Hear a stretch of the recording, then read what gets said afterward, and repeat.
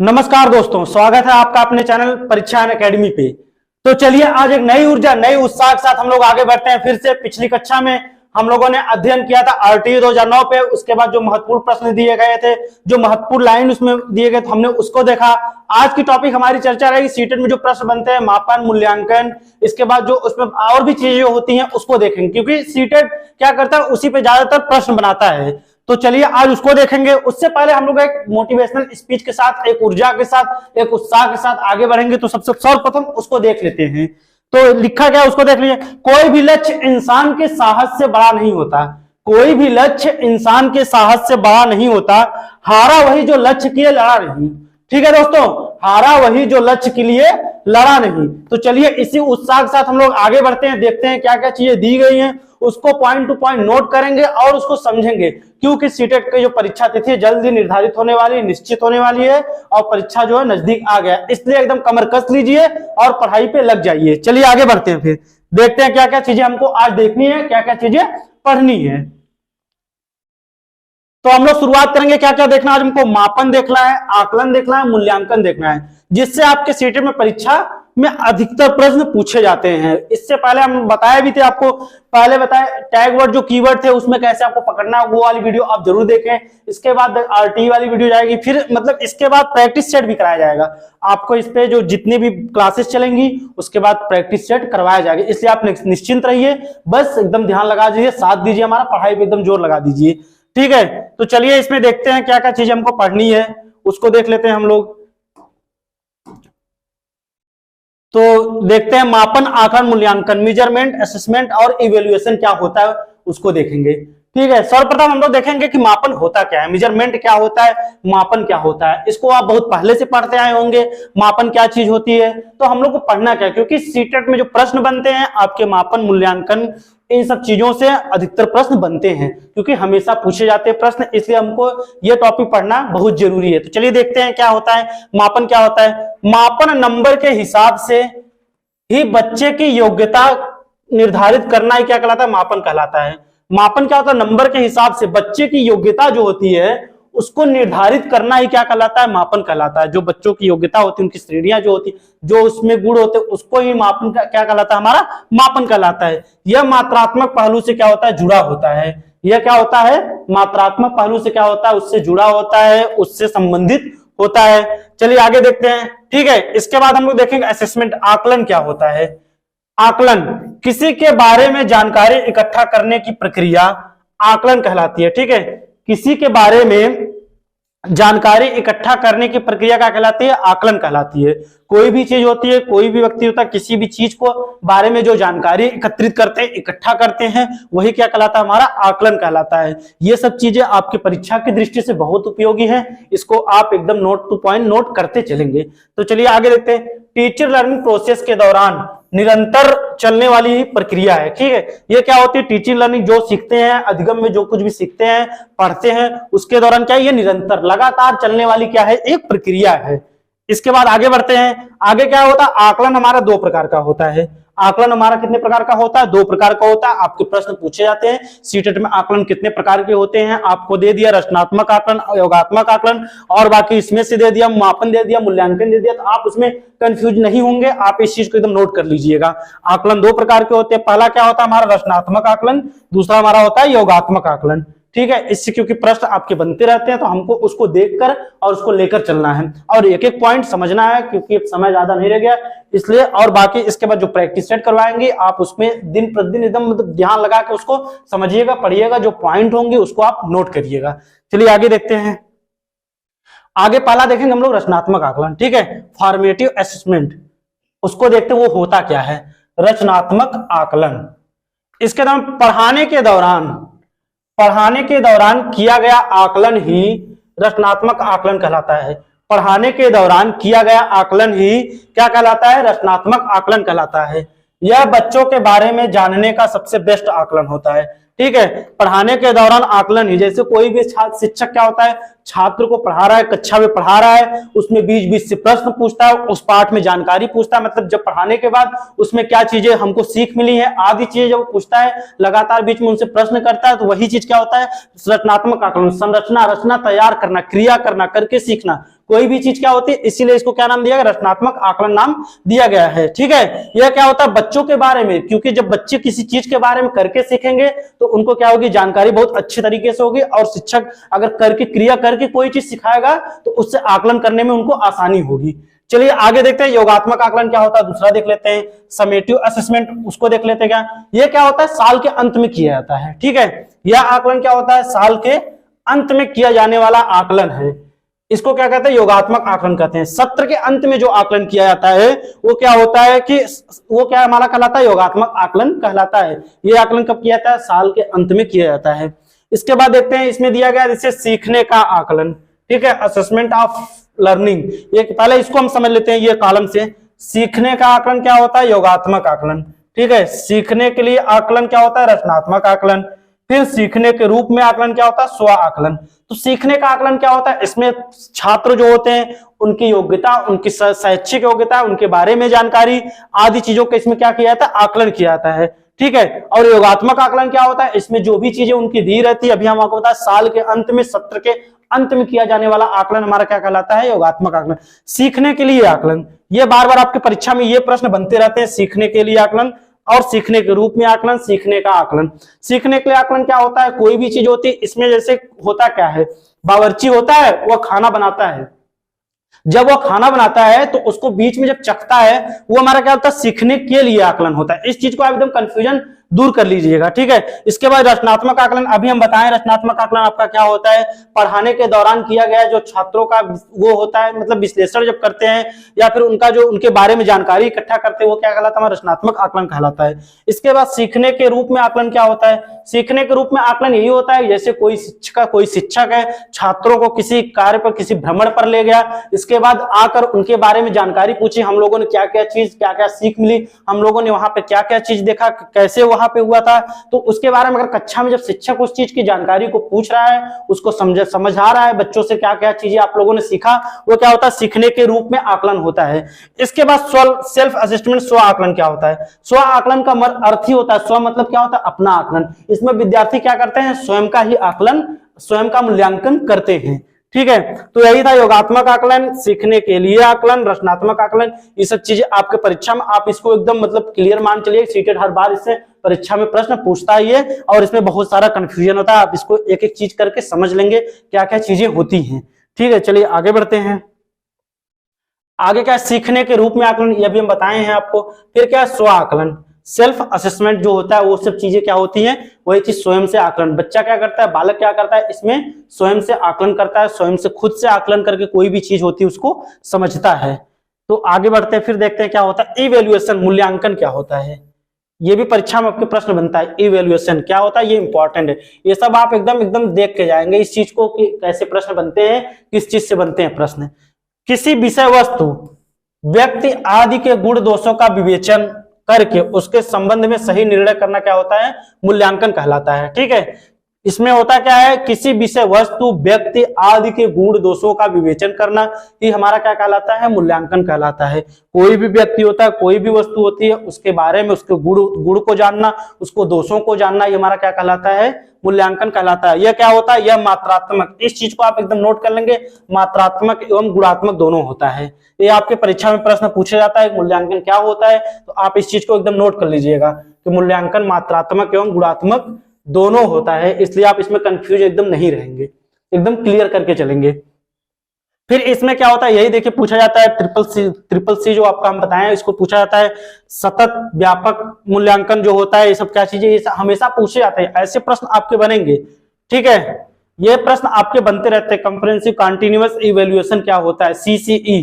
ठीक है, सीसीई जो जिससे आपके प्रश्न बनते रहते हैं, सतत मूल्यांकन, व्यापक मूल्यांकन, इसके बाद मूल्यांकन। ठीक है, इसको आप एकदम क्लियर कर लेंगे क्या क्या चीजें होती है। सतत मतलब क्या होता है, लगातार, शैक्षिक और शैक्षिक क्रियाएं इसमें साथ साथ होती हैं। ठीक है, और व्यापक मूल्यांकन, व्यापक मूल्यांकन को क्या होता है, जेफी गिलफोर्ड ने इस मूल्यांकन क्या है, बृहद मूल्यांकन माना है। ठीक है, इसलिए ज्यादा इसमें क्या होता है, व्यापक मूल्यांकन का वो नहीं होता है, वैल्यू नहीं होती है, क्योंकि सबसे ज्यादा सतत क्या होता है, लगातार इसमें कुछ ना कुछ चीजों का मूल्यांकन किया जाता है, उनके बारे में सिखाया जाता है, बताया जाता है। इसके बाद मूल्यांकन अभी आपको बताएं, किसी विषय वस्तु, किसी व्यक्ति आदि के बारे में उनके गुण दोषों को पहचानना, जानना, क्या कहलाता है, मूल्यांकन कहलाता है। आगे बढ़ते हैं, चलिए देखते हैं, ये चीज आप एकदम क्लियर कर लेंगे, CCE, ठीक है, कंप्रेहेंसिव। इसके बाद कंटिन्यूअस इवैल्यूएशन, ये हमेशा आपके परीक्षा में बनते रहते हैं प्रश्न, इससे आना अनिवार्य है। आगे बढ़ते हैं, देखते हैं यही चीज देखिए, सतत और व्यापक मूल्यांकन होता क्या है। राष्ट्रीय शिक्षा नीति 1986 के अनुसार सतत और व्यापक मूल्यांकन, जिसमें मूल्यांकन के शैक्षिक और गैर शैक्षिक, हमने बताया ना भाई, शैक्षिक या फिर शैक्षिक जो चीजें होती है, दोनों पहलू शामिल हो जाए और जो शिक्षा के संपूर्ण अवधि के लिए हो पर जोर देती है। ये क्या, अगर सतत और व्यापक मूल्यांकन क्या कहा है, राष्ट्रीय शिक्षा नीति 1986 ने क्या कहा है उसको देख लीजिए। इसने क्या बताया आपके, इन्होंने कहा है कि सतत और व्यापक मूल्यांकन, सतत और व्यापक मूल्यांकन जो हमारे होते हैं, जिसमें मूल्यांकन की शैक्षिक और शैक्षिक क्या होती है, दोनों क्रियाएं क्या होती है, उसमें होती है शिक्षा की संपूर्ण अवधि के दौरान, शिक्षा की जो संपूर्ण अवधि होती है उस पर क्या होती है, जोर देती है। चलिए आगे देखते हैं क्या चीज है। कंप्रेहेंसिव दिया है, इसमें क्या होता है, स्कॉलरशिप, इसके बाद को स्कॉलरशिप होता है, फिर एकेडमिक विद्यालय होता है, नॉन एकेडमिक खेल कूद सपोर्ट होता है, स्पोर्ट्स जो होता है, फिर ऑल ओवर डेवलपमेंट, ये मिलकर क्या बनता है, स्कॉलरशिप और को स्कॉलरशिप। फिर क्या है इसमें, मेंटल, फिजिकल और सोशल, सारे लोग क्या होते हैं, संपूर्ण रूप से शामिल होते हैं इसमें, जो कंप्रेहेंसिव हमारा होता है उसमें। आगे देखते हैं कुछ चीजों, इस चीज को आप एकदम नोट कर लीजिएगा, सतत और व्यापक राष्ट्रीय शिक्षा नीति 1986 के अनुसार सेम यही लाइन पूछी जाती है हमेशा। आगे देखिए, आगे देखते हैं आकलन, असेसमेंट और मूल्यांकन, उसको देख लेते हैं होता क्या है। आकलन और मूल्यांकन देखते हैं इसको। मूल्यांकन पठन पाठन प्रक्रिया का अभिन्न हिस्सा है। मूल्यांकन जो हमारा है वो पठन पाठन प्रक्रिया का क्या है, अभिन्न एक हिस्सा है। यह एक निरंतर चलने वाली प्रक्रिया है। आकलन और मूल्यांकन, आकलन और मूल्यांकन दोनों का उद्देश्य बच्चों की क्षमता, अनुभूति तथा अधिगम का मापन करना होता है। इसमें क्या है, मूल्यांकन पठन पाठन प्रक्रिया का क्या होता है, एक अभिन्न अंग होता है। यह क्या कहते हैं, निरंतर चलने वाली एक प्रक्रिया होती है। और आकलन और मूल्यांकन दोनों का उद्देश्य क्या होता है, बच्चों की क्षमता, अनुभूति तथा अधिगम को क्या करना है, मापना, मापन करना होता है।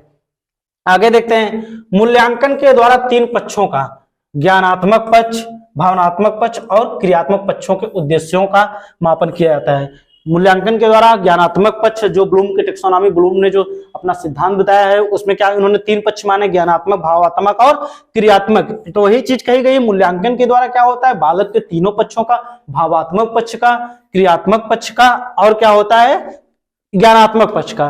तो इसमें संज्ञान से जुड़ा होता है, ये हमारे भावों से जुड़ा होता है, हमारे मन से जुड़ा होता है, और क्रियात्मक हमारे क्रिया करने से जुड़ा होता है। इसको हम आगे आपको क्लियर करके बताएंगे, क्योंकि ब्लूम की टेक्सोनॉमी से हमेशा प्रश्न पूछे जाते हैं। आगे देखते हैं, मूल्यांकन में गुणात्मक तथा परिमाणात्मक दोनों ही प्रकार के निर्णय किए जाते हैं। मूल्यांकन में क्या होता है, गुणात्मक भी, और जो परिमाणात्मक होता है, जो परिमाण हमारा होता है, दोनों के क्या हो जाते हैं, दोनों प्रकार के निर्माण हमेशा किए जाते हैं। इस चीज को आप एकदम नोट कर लीजिएगा, ये लाइन, ठीक है, इसको देख लीजिएगा, इसको समझ लीजिएगा। एक एक चीज हमने करके बता, कोई भी दिक्कत होगी तो आप उसको कमेंट सेक्शन में जरूर बताइएगा, इसलिए, और उसको एकदम वीडियो को देखते रहिएगा। आगे चलिए देखते हैं, आगे क्या, आकलन की प्रक्रिया मूल्यांकन करने के लिए की जाती है। ठीक है, आकलन की प्रक्रिया क्या होती है, मूल्यांकन के लिए की जाती है। अर्थात आकलन मूल्यांकन के दौरान होने वाली प्रक्रिया है। आकलन की प्रक्रिया क्या होती है, मूल्यांकन करने के लिए की जाती है। जो हमारा आकलन होता है वो क्या होता है, मूल्यांकन करने के लिए ही किया जाता है। अर्थात क्या होता है, आकलन मूल्यांकन के दौरान होने वाली प्रक्रिया है। आकलन क्या होती है, मूल्यांकन के दौरान होने वाली क्या है, एक प्रक्रिया है। आगे देखते हैं, आकलन एक संक्षिप्त प्रक्रिया है। आकलन क्या है, एक संक्षिप्त प्रक्रिया है। मूल्यांकन एक व्यापक है। व्यापक मतलब क्या, उसका क्षेत्र अधिक है, और ये क्या है, संक्षिप्त है, मतलब एक छोटा सा रूप है इसका। तो मूल्यांकन का अर्थ है मूल्य का अंकन। अभी हम आपको शुरू में ही बताए थे मूल्यांकन। तो मूल्यांकन का अर्थ क्या होता है, मूल्य का अंकन करना, अर्थात किसी वस्तु का मूल्य निर्धारित करना। ठीक है, मूल्यांकन का अर्थ होता है मूल्यों का अंकन, अर्थात किसी वस्तु की मूल्य को निर्धारित करना ही क्या कहलाता है, हमारा आकलन कहलाता है, मूल्यांकन कहलाता है। आकलन के बाद मूल्यांकन किया था। पहले क्या था, किसी भी चीज, किसी भी व्यक्ति, किसी भी वस्तु के बारे में आकलन किया था, उसके बाद उसके गुण दोषों को जानकर, आदि चीजों को जानकर क्या किया था, उसका मूल्यांकन किया जाता है। चलिए आगे बढ़ते हैं, देखते हैं मूल्यांकन की विशेषताएं दी गई हैं। इससे आपके परीक्षा में प्रश्न बनते रहते हैं, इस चीज को आप जरूर नोट कीजिएगा, एकदम ध्यान से देखिएगा। मूल्यांकन की विशेषताएं क्या होती हैं? पहला क्या होता है, वैधता होता है, वैलिडिटी क्या होती है। ये प्रश्न आपके बनते रहते हैं, डायरेक्ट आपके ऑप्शन वैधता, विश्वसनीयता, ये सब चीजें देकर पूछे जाते हैं। चलिए देखते हैं वैधता क्या होता है। वैध मूल्यांकन वह होता है, वैध मूल्यांकन वह होता है जो वास्तव में उसी बात का परीक्षण करे जिसके बारे में वो जानना चाहता है। तो वैलिडिटी क्या होती है हमारी, वैधता क्या होती है? वैध मूल्यांकन वह होता है जो वास्तव में उसी बात का परीक्षण करता है, उसी बात का क्या करता है, परीक्षण करता है, जिसके बारे में वह क्या होता है, जानना चाहता है। ये चीजें यही कहलाती है वैध मूल्यांकन, ठीक है, वैधता, क्योंकि वैलिडिटी रहेगी तभी उसके बारे में जानकारी हम परीक्षण निरीक्षण कर पाएंगे। चलिए आगे देखते हैं विश्वसनीयता क्या होती है, ठीक है, इसको देख लेते हैं। विभिन्न परंतु एक जैसी परिस्थितियों में किसी प्रश्न, परीक्षण या परीक्षा का उत्तर पूर्णतः एक ही प्रकार का होगा तो ऐसा मापन क्या कहलाएगा, विश्वसनीयता कहलाएगा, ठीक है। विभिन्न परंतु एक जैसी परिस्थितियों में किसी प्रश्न, परीक्षण या परीक्षा या उसका उत्तर पूर्णतः एक ही प्रकार का होगा तो ऐसा मापन हमारा क्या कहलाएगा, विश्वसनीयता कहलाएगा। विश्वसनीय मतलब क्या होता है, किसी चीज पर विश्वास स्वरूप, ठीक है, वही क्या कहलाता है, हमारा विश्वसनीयता कहलाता है। इसमें वही चीज कही गई, एक जैसी परिस्थिति में किसी भी परीक्षण या परीक्षा का पूर्णतः उत्तर जो होता है उसका क्या होता है, ऐसा मापन हमारा क्या कहलाएगा, विश्वसनीयता कहलाएगा। आगे देखते हैं क्या विशेषताएं दी गई है। आगे देखते हैं व्यवहारिकता क्या दी गई है, ठीक है, प्रैक्टिकलिटी, उसको देख लेते हैं। व्यवहारिकता, मूल्यांकन की प्रक्रिया, लागत, समय और प्रयोग सरलता की दृष्टि से वास्तविक, व्यवहारिक और कुशल होनी चाहिए। व्यवहारिक में क्या होता है, कोई भी चीज क्या होता है, हमारे व्यवहार से जुड़ा होता है, ठीक है। उस चीज को क्या करेंगे, कोई भी चीज अगर हम व्यवहार से स्वरूप अगर सीखेंगे तो उसको जल्दी सीख पाएंगे। बच्चे क्या करते हैं, अगर उनको कोई क्रिया उनके वास्तविक व्यवहार, उनके पर्यावरण, उनके वातावरण से अगर उनको सिखाई जाती है तो वो जल्दी सीख लेते हैं। मूल्यांकन की प्रक्रिया, लागत, समय, जो लागत होती है, जो समय होता है और प्रयोग होता है, कि सरलता की दृष्टि से वास्तविक होना चाहिए, अनुभव होना चाहिए, वास्तविक जो चीज वास्तव में दिखाई देनी चाहिए, व्यवहार में उनके शामिल होनी चाहिए, और कैसे यानी कुशल होनी चाहिए, यानी कि उसमें वो दक्ष होने चाहिए, ये सब चीजें उसमें होनी चाहिए। आगे देखते हैं वस्तुनिष्ठा क्या होती है। जिस मूल्यांकन में एक ही उत्तर हो और परीक्षक का प्रभाव न पड़ता हो। वस्तुनिष्ठा में क्या होती है कि जिस मूल्यांकन में एक ही उत्तर और परीक्षक का प्रभाव न पड़ता। आप लोग देखते होंगे वस्तुनिष्ठ प्रश्न कैसे पूछे जाते हैं, उसमें 4 ऑप्शन रहते हैं, आपके सीटेट भी यही बेस पर आधारित होता है, उसमें भी 4 ऑप्शन रहते हैं, आपका एक ही ऑप्शन सही माना जाता है। तो वही कहा, जिस मूल्यांकन में क्या होता है, एक ही उत्तर होता है, वो क्या कहलाता है, परीक्षक का प्रभाव उस पर नहीं पड़ता हो, ऐसा आप मूल्यांकन हमारा क्या कहलाएगा, वस्तुनिष्ठता, ठीक है। आगे देखते हैं व्यापकता। इसमें सारे गुणों का मापन किया जाता है। व्यापकता में, व्यापक शब्द का ही अर्थ होता है बड़ा, तो इसमें क्या होता है, व्यापकता में सारे गुणों का, उनके सारे गुणों का क्या होता है, मापन किया जाता है। इस चीज को आप एकदम नोट कर लेंगे, क्योंकि इसी से व्यवहारिकता, वस्तुनिष्ठता, वैधता, विश्वसनीयता, इन सब चीजों से आपके प्रश्न आपके सीटेट में बनते हैं। इस चीज को एकदम नोट करके जाइएगा, पढ़ के जाइएगा। चलिए आगे देखते हैं क्या है। आगे देखते हैं पोर्टफोलियो। ये आपके परीक्षा में इससे प्रश्न हमेशा बनते हैं पोर्टफोलियो से, चाहे सीडीपी दीजिए, चाहे आप इंग्लिश दीजिए, ईवीएस दीजिए, मैथ दीजिए, चाहे फिर कोई भी सब्जेक्ट दीजिए, उसमें आपके पोर्टफोलियो पूछा ही जाता है। तो इसको आप एकदम देख लेंगे, होता क्या है पोर्टफोलियो, इसको आप एकदम नोट कर लेंगे। तो देखते हैं, पोर्टफोलियो एक प्रकार की फाइल होती है जिसमें किसी एक निश्चित अवधि में किए गए कामों का, कार्यों का क्या होता है, संग्रह होता है, कलेक्शन होता है। पोर्टफोलियो में क्या होता है, कोई किसी भी प्रकार की एक क्या होती है, एक प्रकार की एक फाइल होती है जिसमें किसी भी प्रकार के किए गए कार्यों का क्या होता है, एक संकलन यानी कलेक्शन होता है। यही चीज क्या होती है, हमारी पोर्टफोलियो होती है। देखिए कार्य हो रहे हैं, इसमें ढेर सारे कार्य हो रहे हैं और इस पर क्या हो रहा है, संकलन इसका क्या हो जा रहा है, तैयार किया जा रहा है, उसका एक संग्रह तैयार किया जा रहा है, वो हमारा क्या कहलाता है, पोर्टफोलियो कहलाता है। आगे देखते हैं क्या लाइन के महत्वपूर्ण लाइन, जो जो इंपॉर्टेंट एकदम है उस चीज को आप एकदम नोट करते चलेंगे। इसमें बच्चे की उपलब्धियों का, प्रगति का और कमियों का भी ध्यान रखा जाता है, ठीक है। बच्चों क्या होती है, उनके उपलब्धियों को, उनकी जो प्रगतियां होती हैं, प्रगति को, और उनकी जो कमियां होती हैं उनको भी ध्यान रखकर क्या कहते हैं, पोर्टफोलियो तैयार किया जाता है। आगे देखते हैं, पोर्टफोलियो से बच्चे की महत्वपूर्ण जानकारियां मिलती हैं, जैसे व्यक्तिगत, पारिवारिक, शैक्षणिक, शैक्षणिक, सांस्कृतिक तथा सामाजिक जानकारी आदि मिलती है। पोर्टफोलियो से बच्चे की क्या मिलती है, महत्वपूर्ण जानकारियां मिलती है, जैसे क्या, व्यक्तिगत, इसके बाद पारिवारिक मिलती है, फिर शैक्षणिक मिलती है, शैक्षणिक मिलती है, सांस्कृतिक मिलती है और सामाजिक जानकारी बच्चे की मिलती है।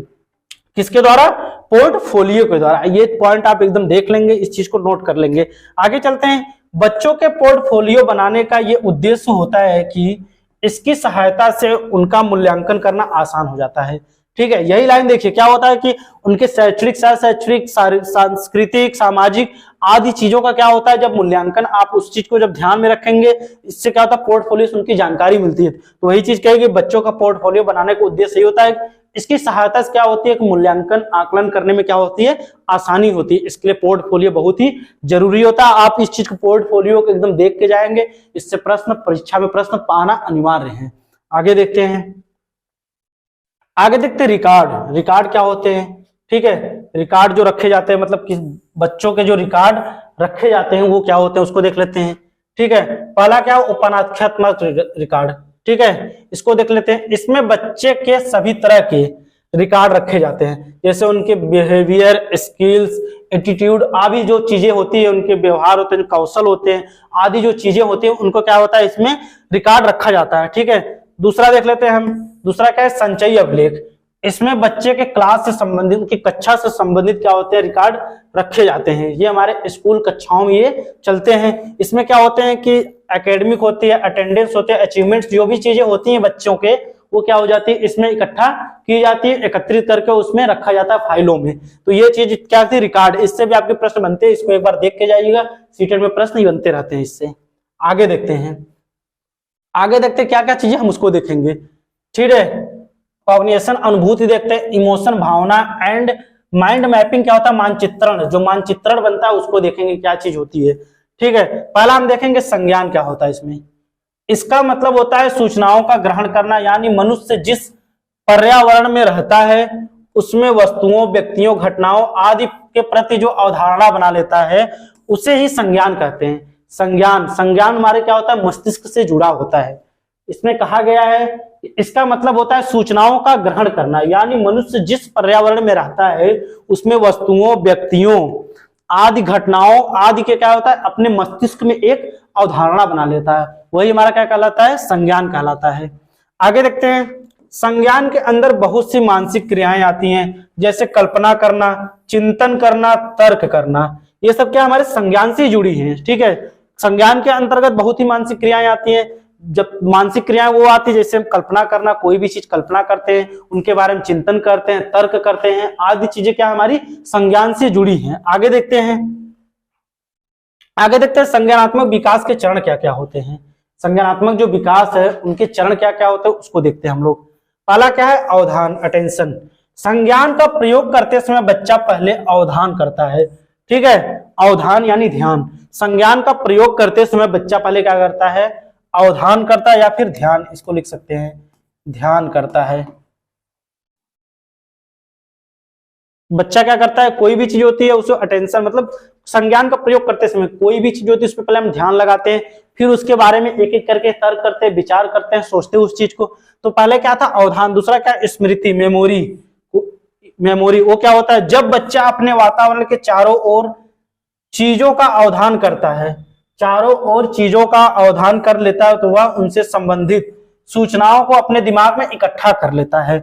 मेमोरी कर लेता है मतलब उसको इकट्ठा कर लेता है। बच्चा क्या करता है, जब अपने वातावरण के चारों ओर चीजों का अवधान कर लेता है, उसको ध्यान कर लेता है, तो वह क्या करता है, उनसे संबंधित जो सूचनाएं होती हैं उसको क्या करता है, अपने मस्तिष्क में क्या करता है, एकत्रित कर लेता है, अपनी मेमोरी में उसको कैच कर लेता है। आगे देखते हैं क्या होता है, मेटाकॉग्निशन। ये प्रश्न आपके बनते रहते हैं, इसको एकदम ध्यान से देख के जाइएगा, आया हुआ प्रश्न है।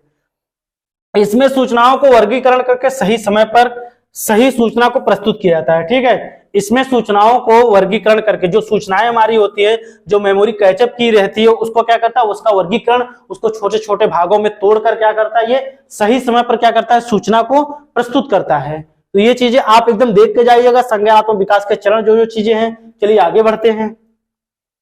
आगे क्या है, मन चित्रण या मानचित्रण क्या होता है, इसको देख लेते हैं, माइंड मैपिंग। ठीक है, इसको देख लेते हैं।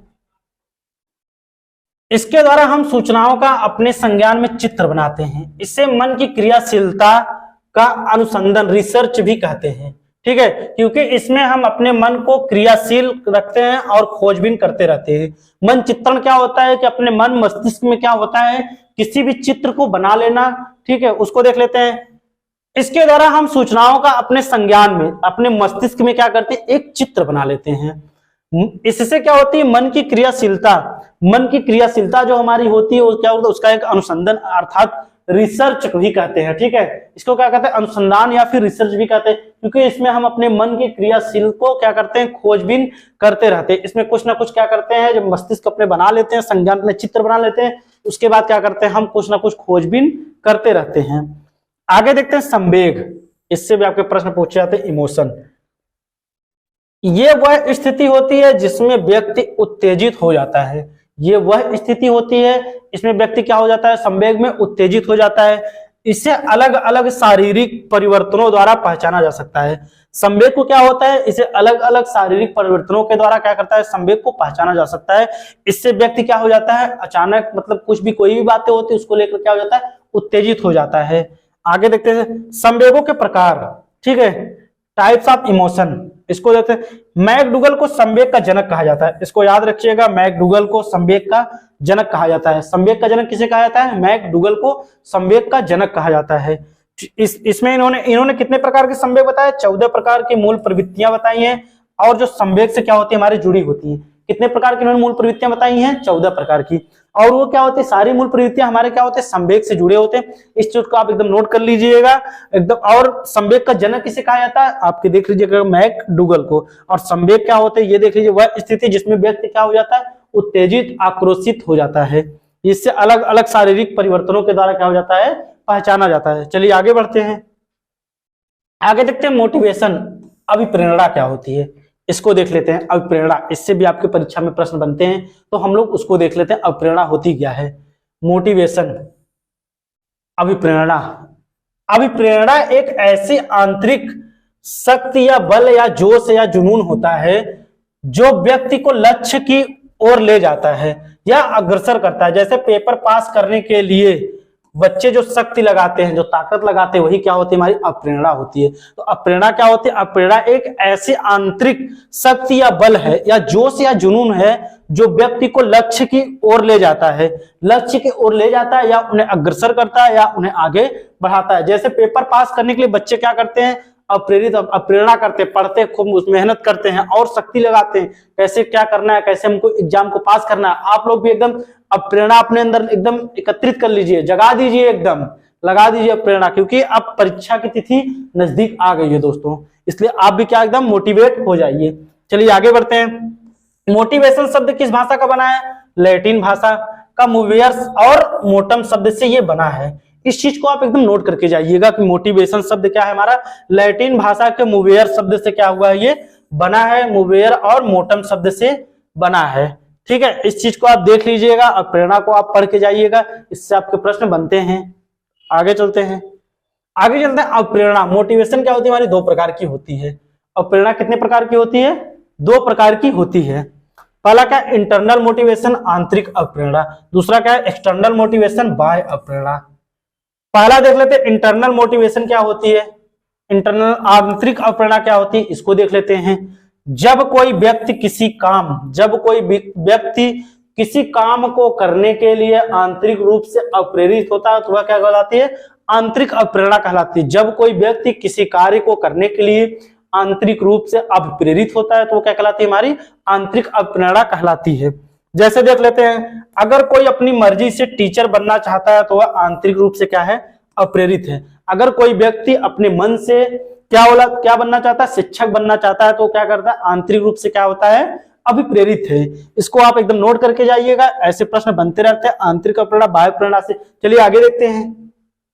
एक्सटर्नल मोटिवेशन, बाह्य अप्रेरणा क्या होती है, इसके बारे में समझते हैं।